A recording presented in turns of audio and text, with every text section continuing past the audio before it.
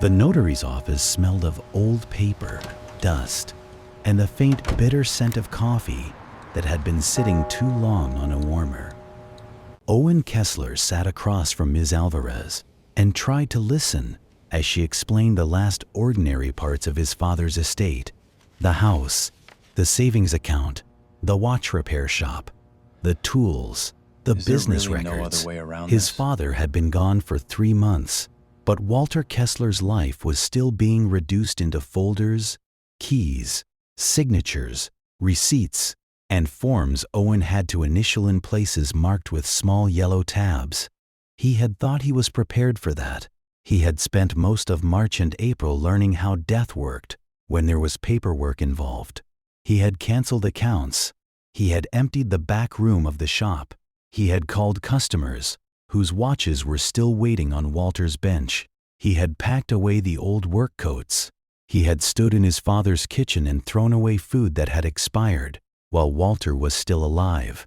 He had done all the practical things, the things he knew how to do. Then Ms. Alvarez stopped speaking.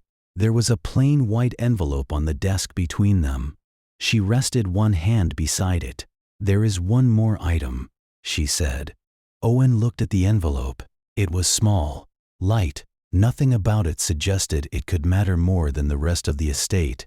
"Your father asked that this be delivered separately," Ms. Alvarez continued. "He was specific about the timing. He wanted it given to you 3 months after his death." Why? He did not explain. That sounded like Walter, a man who could repair the smallest mechanism in a watch without hesitation, but could not explain why he had chosen a certain screwdriver over another unless the question had something to do with the repair itself. Owen picked up the envelope. His father's name was written in the upper corner in small, exact handwriting. Walter Kessler. The same handwriting that had appeared on thousands of repair tickets. The same handwriting Owen had seen on inventory lists, customer receipts, tax folders, and birthday cards that contained only 2 words: "Love, Dad." Owen opened the envelope. Inside was a single piece of paper. At the top was an address in a town 4 hours north. Below it was one sentence: "This man knows you better than I did." Owen read the line once, then again. At the bottom of the page was a name: Edwin Hale. Nothing else. No explanation, no apology, no reason. Just an address, a name, and a sentence that made Owen feel as though his father had reached out from the grave to reopen a question he had spent 44 years learning not to ask. "What did you mean? Better than I did?" He folded the paper slowly. Ms. Alvarez watched him without speaking. "Did he leave anything else with this?" Owen asked. "A written release," she said. "It authorizes Mr. Hale to share selected personal correspondence after your father's death. Your father was very clear that it was your decision whether to go." "Selected correspondence? That is all I know." Owen looked down at the address again. Then he placed the paper back in the envelope. For several seconds he did not move. His father had died in February, quietly, in the back room of the watch repair shop he had owned for 41 years. A customer had come in for a Tuesday appointment and found the front door unlocked, the lights off, and Walter sitting in his chair behind the workbench as if he had simply stopped in the middle of waiting for the next repair. It had been a heart attack, according to the doctor. Quick, painless, the sort of ending people called peaceful because they did not know what else to call it. Owen had spent 3 months trying to make peace with it. Now he was holding proof that there had been an entire part of Walter's life he knew nothing about. A man named Edwin Hale, a town 4 hours away. And the unbearable possibility that Walter had told a stranger things he had never told his own son. Owen left the office with the envelope in his coat pocket. For the rest of the drive back to the shop, he kept one hand on the steering wheel and one hand over the paper, as if it might disappear if he let go, as if part of him wanted it to. Kessler's watch and clock repair stood on the same narrow street it had occupied since before Owen was born. A small bell rang above the front door. The window display held antique clocks, silver watches, and 2 old wall pieces that had been waiting for parts since winter. The shop was quiet when Owen stepped inside. The late afternoon light lay across the workbenches. His father's old bench stood near the window. Owen had moved most of Walter's tools, but he had not been able to move the chair. It was still there, pushed in carefully, waiting. On Saturdays, Owen's son Sam used that bench. Sam was 15 now, quiet, thoughtful, more observant than Owen had been at that age. He spent most Saturdays at the shop learning how to take apart old movements, clean tiny gears, and reassemble things without forcing them. It was the closest relationship Owen had ever had with his son, and, until recently, he had believed that was enough. They worked together. They fixed things. They shared long silences that felt comfortable. At least, they felt comfortable to Owen. Last autumn, Sam had been sitting beside him with a damaged wristwatch in front of him. Walter had already been slowing down by then. His hands shook too much for the close work, but he still came into the shop most mornings and sat at his bench by the window. He watched. Sometimes he sorted tools. Sometimes he cleaned cases that did not need cleaning. Sometimes he simply sat there. Sam had looked up from the watch and asked, "Were you sad when Grandpa stopped coming in as much?"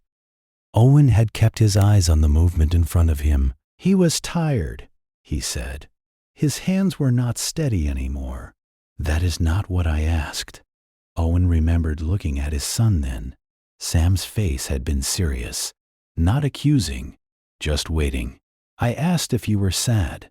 Owen had felt the old instinct rise, the instinct to answer around the question, to offer a fact instead of a feeling. "A little," he had said. Sam nodded, then returned to his watch. Owen had watched him for a few seconds longer than necessary. He had understood even then that Sam had stopped asking because he already knew where the boundary was. It was the same boundary Owen had learned with his own father. You could ask about the repair. You could ask about the customer. You could ask what tool to use. But some doors did not open, not because anyone said no, because silence had become the answer before the question was finished. Owen took the envelope from his coat pocket and placed it in the top drawer of his desk. Then he closed the drawer. For 10 days, he did not open it again. He told himself he was busy. The shop was busy. A grandfather clock came in with a damaged escapement. A customer needed an anniversary watch repaired by Friday. A local jeweler sent over 2 antique pieces that required more patience than profit. All of that was true. But by the second week, Owen understood what he was doing. He was avoiding the address, avoiding Edwin Hale, avoiding the chance that his father had truly been more honest with a stranger than he had ever been with him. One evening, after the shop had closed, Owen went to his father's house. The house was still unsold.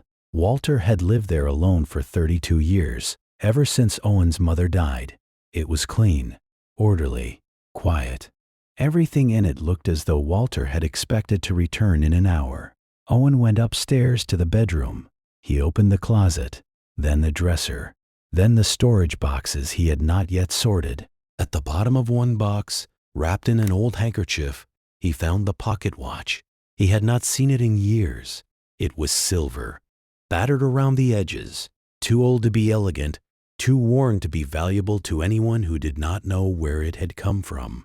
Walter had kept it in the top drawer of his workbench for as long as Owen could remember. He had never worn it, never sold it, never repaired it. When Owen was 10, he had picked it up and asked why it had stopped. Walter crossed the room so quickly that Owen had almost dropped it. "That one is not for fixing," he had said. Then he took it back. That was all. Owen held the watch now beneath the bedroom light. The hands were frozen at 3:47. At first, the number meant nothing. Then he felt the memory arrive. His mother had died at 3:47 in the afternoon. Owen had been 12. Ruth had been 16. They had been standing in a hospital corridor when a nurse came out and asked them to come inside. Owen remembered the chair beside the bed. He remembered his mother's hand looking too pale. He remembered Walter standing near the wall with both hands at his sides. Still, completely still. Walter did not cry. He did not speak for the rest of the day. He took the children home. He made soup none of them ate. Then he went into the garage and stayed there until midnight. That was the beginning of the version of Walter Owen knew. The man who worked longer, spoke less, taught through gestures, loved through repairs. Owen turned the pocket watch over. The back had been opened and closed again many times. Walter had stopped it deliberately, not because it was broken, because he wanted time to remain frozen where his own life had broken. Owen stood in the empty bedroom holding the watch. Then he took out his phone. He opened the envelope photo he had taken in Ms. Alvarez's office. He looked at Edwin Hale's address, and for the first time since his father died, Owen understood that he was going to have to ask the question he had avoided all his life. Who was my father when no one in the family was watching? He drove to Edwin Hale's house 3 days later. The town was small and quiet. One main road, a diner with a faded sign, a hardware store that looked older than Owen's father's shop. The address belonged to a modest house on a tree-lined street near the edge of town. Owen parked across the road and sat in the car for nearly 10 minutes. Then he got out. He walked to the front door. He knocked. The man who answered was older than Owen expected. Late 70s perhaps, white hair, thin shoulders, a gentle face that looked as though it had spent a lifetime listening more than speaking. He stared at Owen for a moment. Then he said, "You are Owen." It was not a question. Owen felt something tighten in his chest. "Yes." The man nodded slowly. "Edwin Hale." "That is right." Edwin looked past Owen toward the street, then back again. "I wondered if you would come." "My father told you about the letter?" "Your father wrote it himself."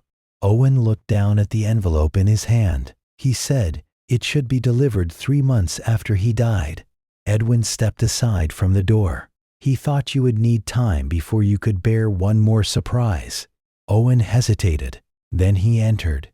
The living room was small and warm. Bookshelves covered 2 walls. A lamp stood beside a worn armchair. On a side table sat a stack of old letters tied together with a faded blue ribbon. Owen saw them immediately. Edwin saw him see them. "Your father wrote to me for 30 years, Edwin said. The sentence landed harder than Owen expected. 30 years. Not a few months, not a short friendship. 30 years. Owen sat down slowly on the edge of the sofa. Edwin took the armchair across from him. Neither spoke for a moment. "Finally?" Owen said. "How did you know him?" Edwin folded his hands in his lap. "We never met in person." Owen looked at him. "Never?" "Not once." "For 30 years?" Edwin nodded. "Your father first wrote to me about 6 months after your mother died. At the time, I was helping run a grief correspondence program. I had been a hospital chaplain for many years. After I retired, I continued matching people who had lost someone with volunteer correspondence. People wrote letters to strangers? Some people could not speak to anyone they knew. It was easier to write to someone who had no history with them, no expectations, no fixed image of who they were supposed to be." Owen looked at the letters on the table. "And my father was one of them." "At first." Edwin paused. "Most people wrote for a few months, maybe a year. They found their footing again. Your father kept writing. After the program ended, we simply continued." "Why?" Edwin looked toward the letters. "I think the distance made him feel safe." Owen felt anger rise before he could stop it. Safe from what? From being seen. The room went quiet. Owen looked down at his hands. His father had seen him every day. At the shop, at home, at school events, at his wedding, at the hospital when Sam was born. And yet Walter had apparently spent 30 years writing his deepest thoughts to a man he never met. A man 4 hours away. A man who now knew more about him than Owen did. "What did he write about?" Owen asked. Edwin looked at him carefully. "Mostly about grief." "And?" Edwin waited. Owen forced himself to say it. "And about me?" "Yes." The answer was gentle. It still hurt. Edwin reached toward the stack of letters. Your father left written permission for me to share selected letters with you. He did not want every page read. Some things belonged to him, but he wanted you to have enough to understand the shape of what he carried. He chose one letter and handed it to Owen. The paper had yellowed at the edges. Walter's handwriting was neat and small. Owen recognized it immediately. The letter was dated 6 months after Margaret Kessler had died. Owen read, Edwin, I stopped my pocket watch today. I stopped it at 3:47. That is when Margaret died. I have repaired hundreds of watches that had stopped for less important reasons. I know exactly how to make this one run again. I have not done it. I do not know what I am supposed to do with time now. The children are asleep upstairs. Ruth has stopped talking much. Owen watches me when he thinks I do not notice.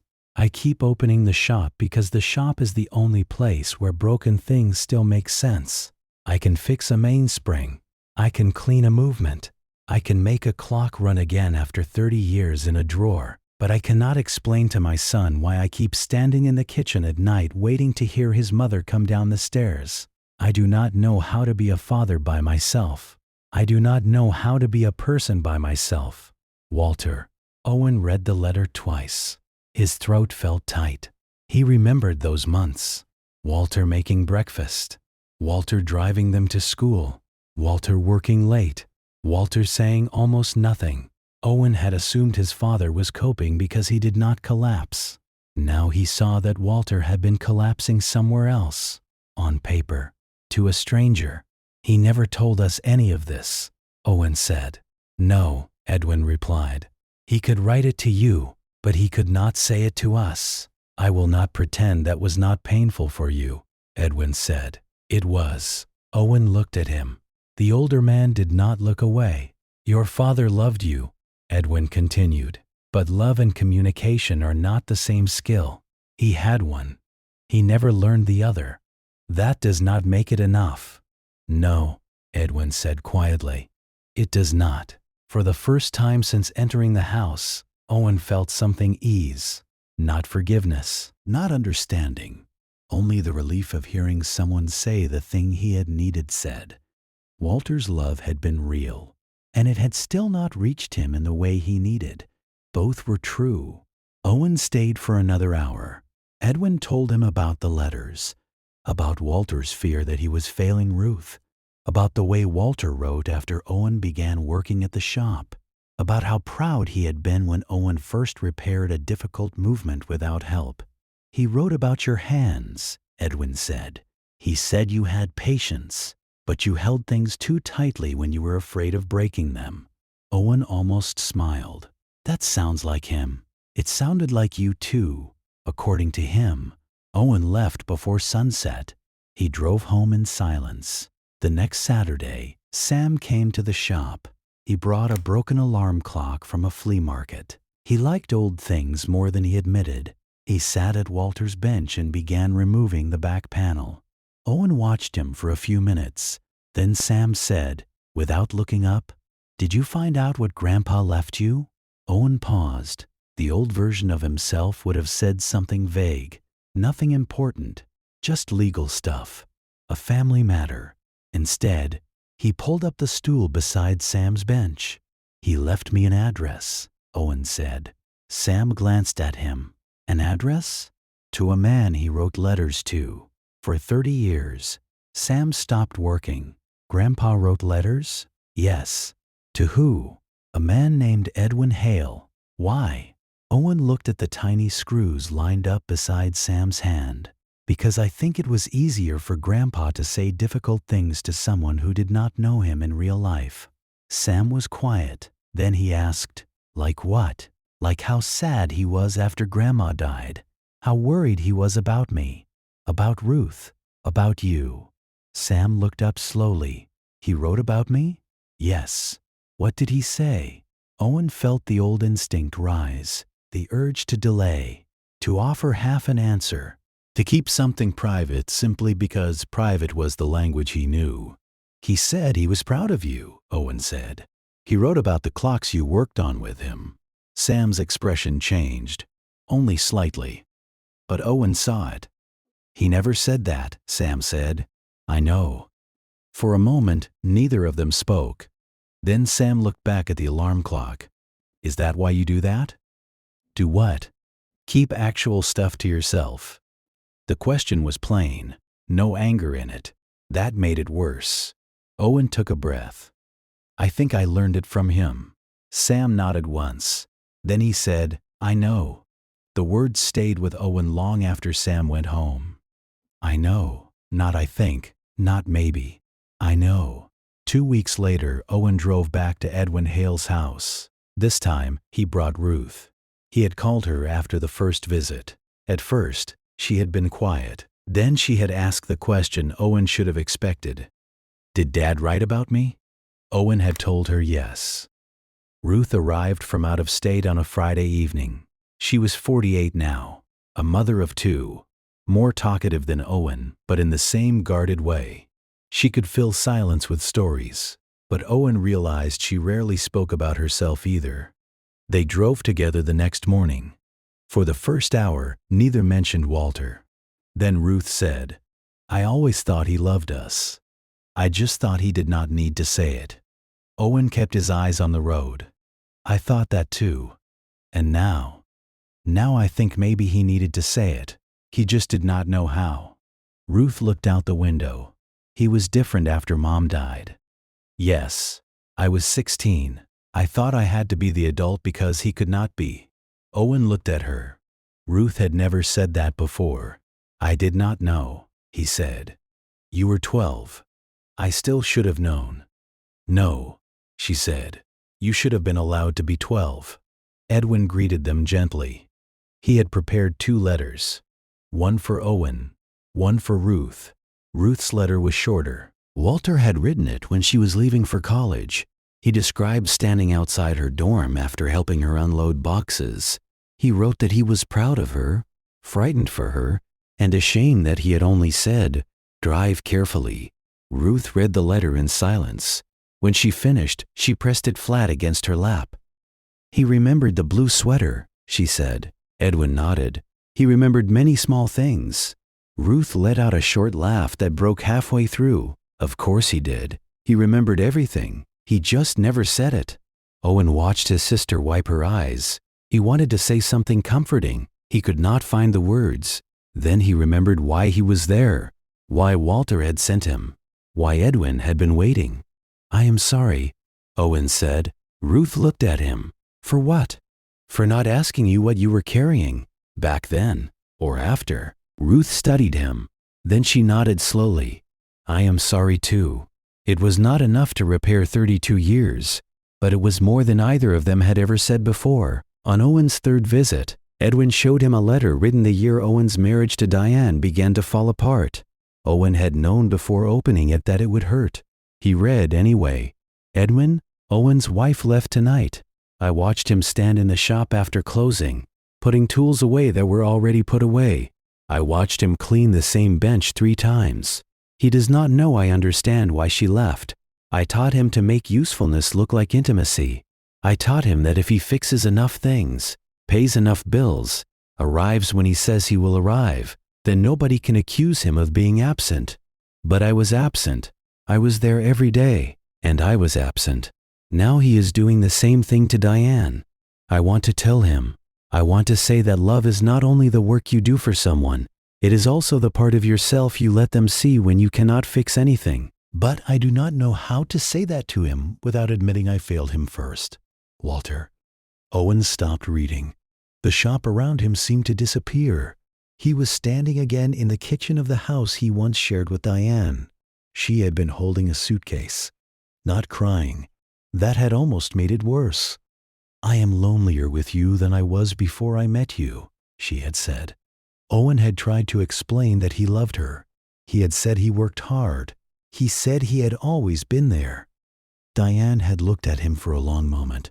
Then she said, "You are here. That is not the same thing."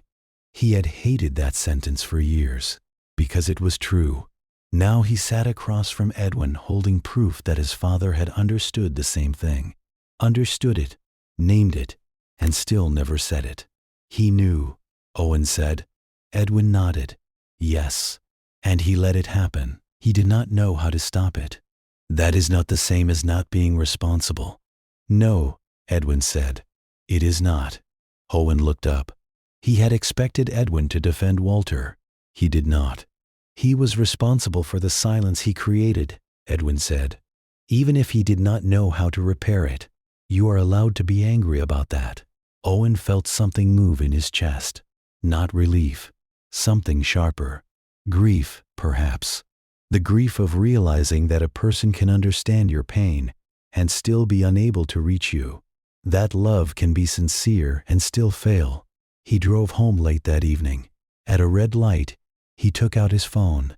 He stared at Diane's name. Then he called. She answered after 3 rings. Owen? Hi. A pause. Is Sam okay? Yes. He is fine. Another pause. What is it? Owen gripped the steering wheel. He had rehearsed the call in his head all the way home. Every sentence sounded false. Finally, he said, I found out something about my father after he died. He wrote letters to someone for 30 years. Diane was quiet. He wrote about me, Owen continued. About our marriage. He understood why you left. Diane said nothing. Owen swallowed. I understand now too. Her voice softened. Owen, I am not calling to ask you for anything. I am not trying to reopen anything. I just need to say that you were right. You were lonely with me. I thought being reliable was enough. It was not. I am sorry it took me this long to understand what you were trying to tell me. There was a long silence. Then Diane said, Thank you. Owen closed his eyes. I wish I had understood when it could have changed something. So do I, she said gently. But I am glad you understand now. Sam needs you to. The call ended a few minutes later. Owen sat in his car after hanging up. He did not feel better. Not exactly. But he felt less hidden. The next Saturday, Sam came to the shop. He was quieter than usual. Owen noticed, but this time he did not pretend not to. How was school? He asked. Fine. Fine? Sam looked up. What does that mean? It means I am asking if something happened. Sam stared at him for a few seconds. Then he went back to the watch on the bench. I quit robotics. Owen felt surprised.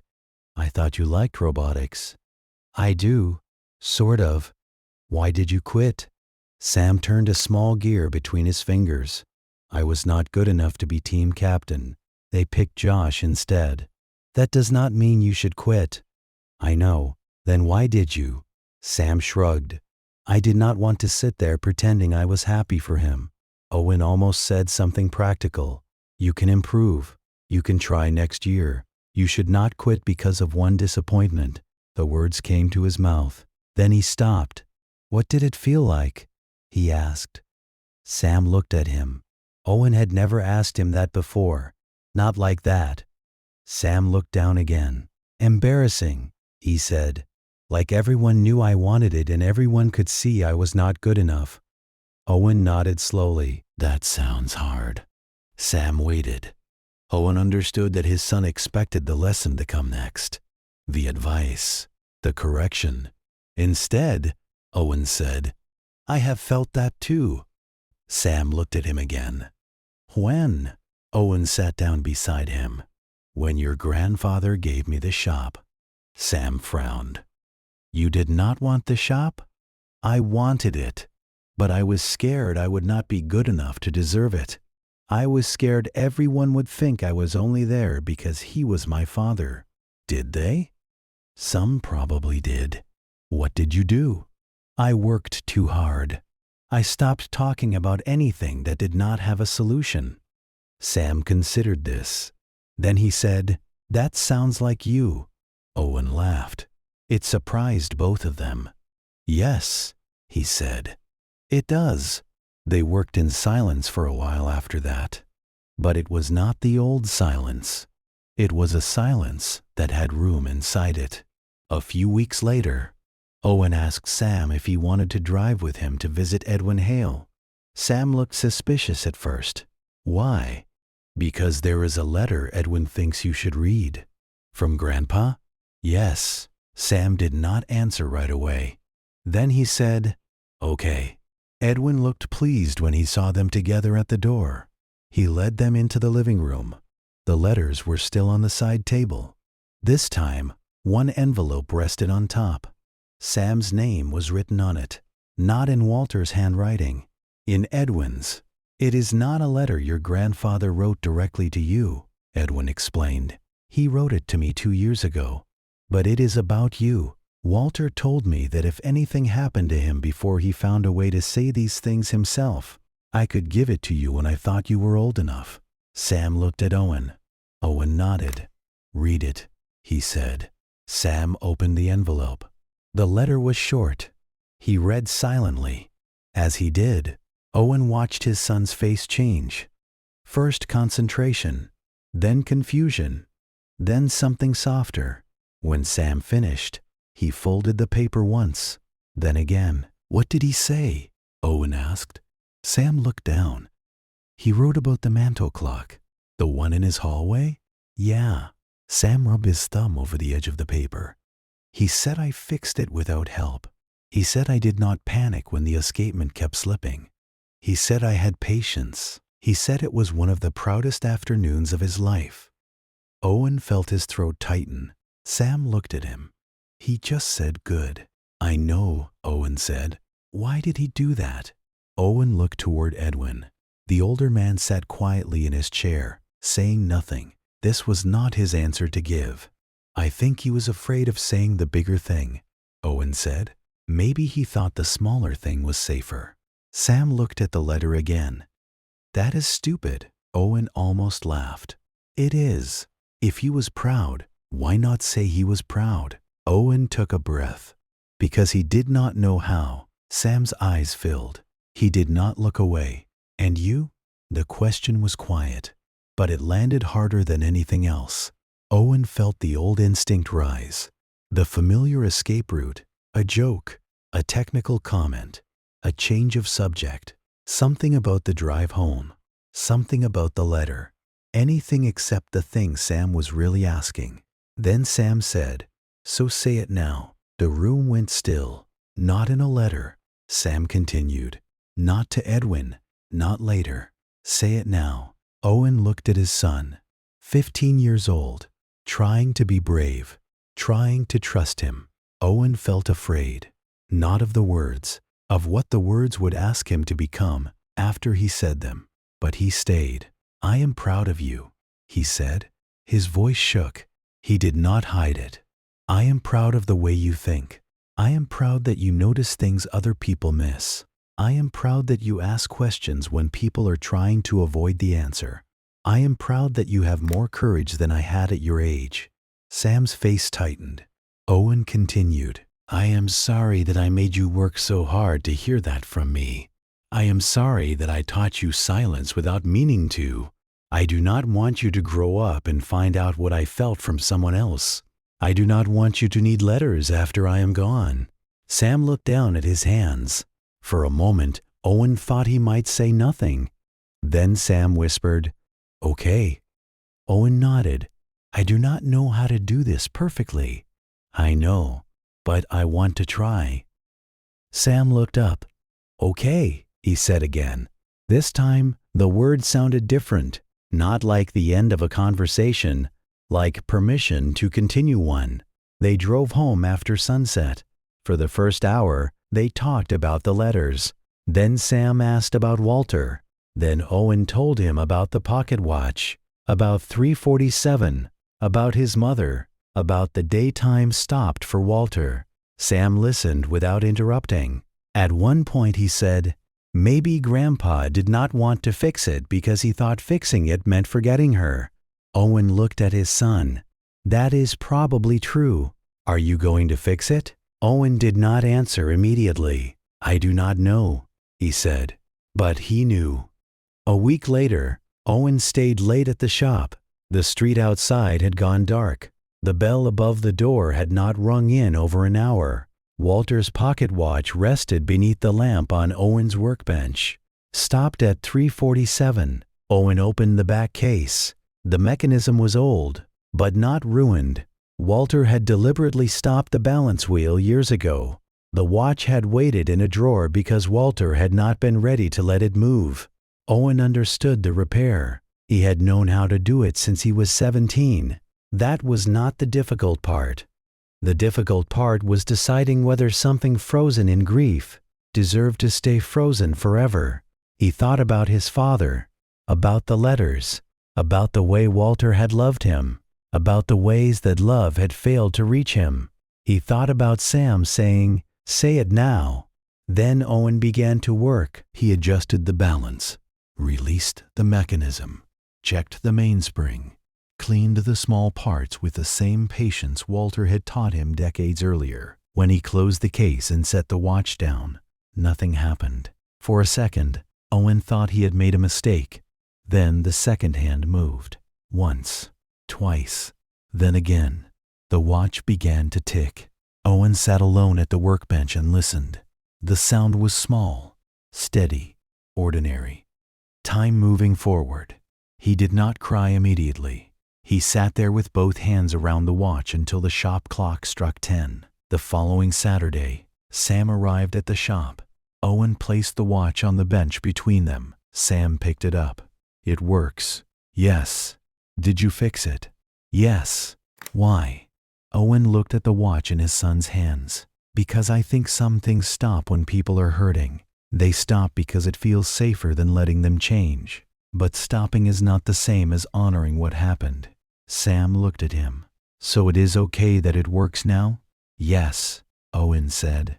"I think it is." He pushed the watch toward Sam. "It is yours." Sam stared at him. "Mine? It belonged to your great-grandfather, then your grandfather, now you." Sam picked it up carefully. "It still has 347 on it?" "No," Owen said. "It keeps the right time now." Sam smiled. A small smile, but real. In early winter, Owen visited Edwin one more time. The older man looked thinner than before, but his eyes were bright. They sat in the same living room. The stack of letters was smaller now. Most had been returned to their boxes. Edwin handed Owen one final envelope. "This one is from me," he said. Owen opened it later that night at his kitchen table. Sam was upstairs. The house was quiet. Edwin's handwriting was larger than Walter's, less precise, but clear. "Owen, your father believed the distance between us was what made honesty possible. I do not think that was true. The distance helped him begin, but it was not the real reason he could write to me. The real reason was simpler. He believed I would stay with the truth after he said it. He believed I would not ask him to become someone else before I listened. That is what made the letters safe, not the miles between us. Attention made them safe. I hope you remember that with Sam. You do not need perfect words. You do not need to solve every feeling he brings to you. You only need to stay. Your father did not find a way to do that with language, but he tried in the only way he knew. You have the chance to do it differently. Take it, Edwin." Owen read the letter twice. Then he folded it and placed it beside Walter's first letter. For the first time, the two pieces of paper did not feel like evidence against his father. They felt like a map, incomplete, late, but still useful. Over the next 2 years, Owen changed in ways no one would have noticed from outside. The shop still looked the same. The bell still rang above the door. The workbenches still held tiny screwdrivers, old cases, watch movements, and customer repair tickets. Owen still worked carefully. Sam still came in on Saturdays, but their conversations changed. Not every week, not dramatically. Sometimes it was only a question Owen would once have avoided. "How are you really doing? Did that hurt? Are you disappointed? Do you want advice, or do you just want me to listen?" Sometimes Sam answered. Sometimes he did not, but he knew the door was open. Owen spoke to Ruth more often. They did not become the kind of siblings who called every day. They did not rewrite their childhood. But they began to talk about their mother, about Walter, about the years after the hospital, about what each of them had carried alone. Owen also spoke to Diane differently, not often, not romantically, but with enough honesty that their conversations about Sam became less careful and more real. One afternoon, Diane said, "He seems lighter lately." Owen knew she meant Sam. "He is talking more," Owen said. "So are you." Owen smiled. "I am trying." "That is good," Diane said. "Keep trying." Nearly 2 years after Walter's death, Sam was 17. He sat beside Owen at the workbench on a Saturday afternoon, working on an antique movement a customer had brought in from her grandfather's collection. Walter's pocket watch rested on a shelf near the register. It was no longer hidden in a drawer. It ran steadily. Its hands moved through the afternoon without stopping. Sam looked up from the movement. "Do you ever wonder what Grandpa would think?" "About what?" "Us." Owen waited. Sam gestured between them, actually talking, not just handing each other tools. Owen looked toward the empty bench by the window. He could still picture Walter there, watching, cleaning a case that did not need cleaning, nodding once when something was done well. "I think he would be glad," Owen said. Sam nodded. Then he asked, "Do you forgive him?" Owen considered the question. He did not rush. He had learned that answers mattered more when he gave them time. "I do not know if forgiveness is the right word," he said finally. "I do not think he wanted to hurt me. I think he did the best he could with what he knew." Sam listened, but it was not enough. Owen continued, "He loved me, and he still left me alone with things I needed him to say. Both of those things are true." Sam looked at the pocket watch. "So what do you feel?" Owen followed his eyes. The second hand moved, quietly, steadily. "I think I understand him now," Owen said. "That does not erase what was missing, but it means I do not have to keep carrying only the missing part." Sam nodded slowly. Then he returned to the movement in front of him. A few minutes later, he asked, "Can you hold this while I reset the spring?" Owen moved closer. "Of course." They worked together in the quiet shop. Not the old silence. Not the silence of people who did not know how to speak. A different kind. The silence that comes after something true has already been said. On the shelf beside them, Walter's pocket watch kept time. Not at 3:47. Not at the moment a family had once frozen. Just time. Moving forward, 1 second after another. This video is a dramatized narrative inspired by real human emotions, experiences, and life-changing moments. Any resemblance to specific people or events is coincidental. Closing question for comments. If you learned that someone you loved had shared their deepest feelings with a stranger instead of with you, would you feel hurt, grateful, or both?